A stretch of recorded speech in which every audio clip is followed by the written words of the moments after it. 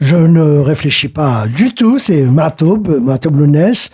C'est un homme que j'admire, que j'ai admiré parce qu'il a été tué bêtement. C'est quelqu'un c'est un très grand chanteur kabyle qui habitait près de Paris, à Aubervilliers, et qui a décidé un beau jour de rentrer en Algérie malgré le fait que tout le monde lui disait de ne pas y aller pendant la décennie noire, et il a été abattu par les islamistes. Voilà. C'est quoi la décennie noire? La décennie noire, c'est de 1990 à 2000, grosso modo, entre 1992 à 2002, c'était la guerre civile algérienne initiée par les islamistes parce que il y a eu un arrêt du processus électoral qui les a empêchés d'accéder au pouvoir. Donc il y a eu grosso modo, dans ces 10 ans-là, entre 200 000 et 250 000 morts. J'apprends tellement aujourd'hui. Merci beaucoup. Merci à vous. OK, on va passer à la prochaine personne. Ah, là, c'est Kateb Yassine. Kateb Yassine, c'est... nous sommes de la même ville algérienne, Sétif. Il a fait ses études dans le même lycée. Moi, j'allais dire, il a fait le même lycée que moi. Non, c'est moi qui ai fait le même lycée que lui, puisque c'est mon aîné de dizaines d'années.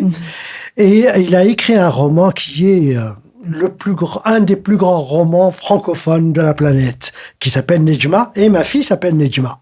C'est pour Kateb Yassine que j'ai appelé ma fille Nejma, et c'est un écrivain incroyable. À la fin de sa vie, il n'écrivait plus de romans, mais c'est devenu un dramaturge. Il a écrit des pièces sublimes qui s'appellent Mohamed prend ta valise ou La guerre de 2000 ans. Et à la fin de sa vie, il a commencé à lutter pour les Amazirs, les Kabyles, les Berbères, voilà. Et j'adore une phrase de Kateb Yassine. Il a toujours dit « Tous les Algériens sont des Berbères, même ceux qui ne le savent pas. » On a eu le plaisir de recevoir son fils.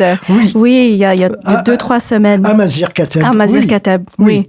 Son nom qui signifie homme libre. Amazir, voilà, oui, c'est fou. Et Kateb, ça veut dire écrivain. Oh, OK. Amazir, c'est homme libre, mais Kateb, c'est écrivain. Et quand on pense que Yassine, c'est son véritable nom.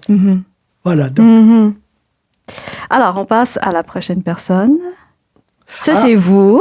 Oui, là, c'est moi et Najat Vallaud-Belkacem, qui a été ministre française de l'Éducation nationale et qui, je la rencontre au Maroc, parce qu'au Maroc, elle est la marraine d'un festival de littérature qui s'appelle les littératures itinérantes, et qui, chaque année, comme son nom l'indique, littérature itinérante, chaque année est dans une ville marocaine différente. Fès, Marrakech, Casablanca, Rabat, voilà.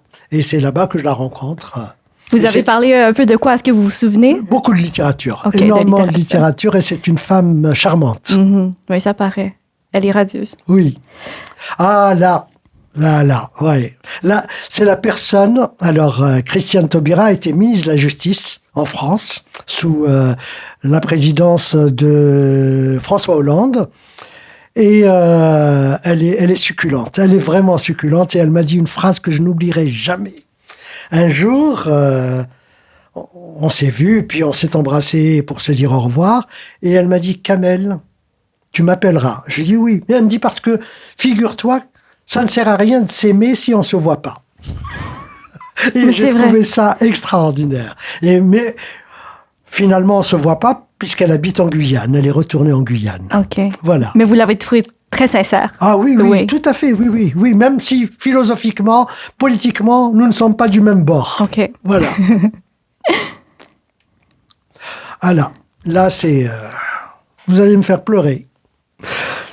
Là, c'est Boualem Sansal, mon ami Boualem Sansal, et là, il était fatigué. On s'est vu dans un restaurant, une pizzeria de Paris à Saint-Germain-des-Prés. Et je me demande si c'est pas la dernière fois où je l'ai vu.